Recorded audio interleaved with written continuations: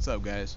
So in this video I want to go over heat loss. There's 5 major ways that you can lose body heat in cold conditions, and that's through respiration, perspiration, conduction, convection, and radiation. Now, respiration has to deal with breathing, perspiration has to do with sweating or wetness, conduction has to do with the things that you lie down on, the things that you sit on, lean on, or touch.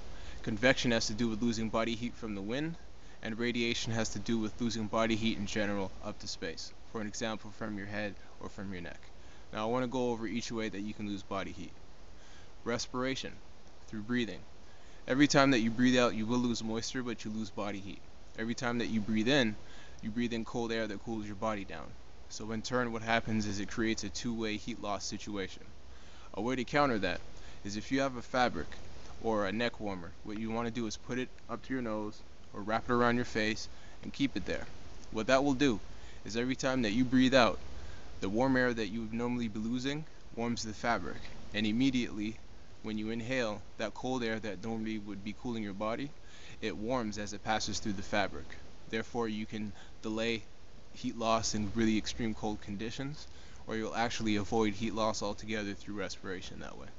If you do not have a fabric, the next best thing you want to do is to create a fire. Not only will that keep your body warm, but what that does is it warms the surrounding air that you're breathing. Therefore, every time that you inhale warm air.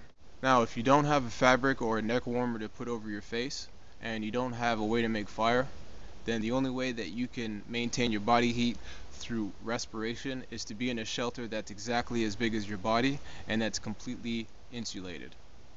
And what will happen is that your body heat through radiation will heat the air that's in there, and therefore every time that you inhale, you'll be inhaling air that's warmer than outside. That's the next best thing. Those are the 3 things that you can do, the 3 ways that you can keep your body heat in cold conditions through respiration. Now I want to go over perspiration, which is sweating or wetness. Water conducts heat away from the body at least 20 times faster than the air, so it's very important that if you get wet, you get dry. And if you're sweating, then you stay dry. So the only way to counter that is to not get wet in the first place and to not sweat in the first place. So you need to pace yourself. You need to pace your activity, your body's activity, in order not to sweat. And you have to avoid getting wet in all circumstances. If you do have to get wet, for an example, if you're crossing a river, then what you want to do is make yourself an improvised raft, put your gear on, and take off as many clothes as you feel comfortable with, put it on the raft, and cross with the raft. And once you get across, you get dry, because you will get wet. So once you get wet, stay dry. Now, I want to go over conduction, which is losing heat from the things that you sit on, that you lie down on, that you lean on, or you touch. So the only way to counter that is not to do that, is to not lie down on cold ground. What you'd want to do is make yourself a bed mat if you're lying down to go to sleep, or get thatching, which is leaves, which is pine needles, or any plants, anything that you can put on the ground to keep you about 6 or 8 inches off the ground. So to act as insulation so you don't lose body heat from the ground. And don't touch anything that's cold. For an example, I don't know if you've ever in the winter time have touched a metal pole and your fingers will get frozen just from that. So when building your shelter, if you have no gloves, for an example, then every single sapling that you touch, every branch that you touch, conducts heat away from your hands, from your body through your hands.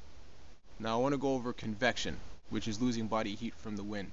The wind can suck the body heat right off of you, and the only way to counter that is with clothing or with a shelter. So you want to dress in layers so that if you get too hot, you can take some off, and if you're getting a little bit too cold, you can put some on. At least you can control the situation layering that way. And also a shelter. So if the wind is really breezing by, you need to put up a shelter that will protect you against the wind and protect you against the elements. That's key. Because the wind, in conjunction if you're wet, will suck the heat right off of you instantly. It will speed up the time it takes for you to become hypothermic. Now radiation. In cold conditions, radiation can speed up how fast that you lose body heat from your head and from your neck and from your body in general. So a way to counter that is always to insulate your seams, which is your waist, your wrists, and your ankles, and also to keep a neck warmer on. And also to keep a hat, a toque. Stay warm. If you have a hood, put this on. Even if you have a hood, I already felt the difference just putting it on right now. It's a little bit chilly. It's in the fall in the boreal forest in Canada. So just a hood even makes a difference.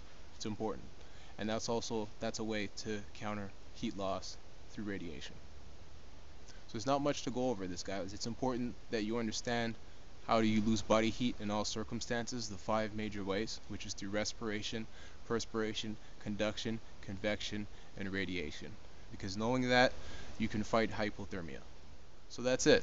Those are the 5 major ways that you lose body heat in cold conditions, and those are also some ways that you can counter those.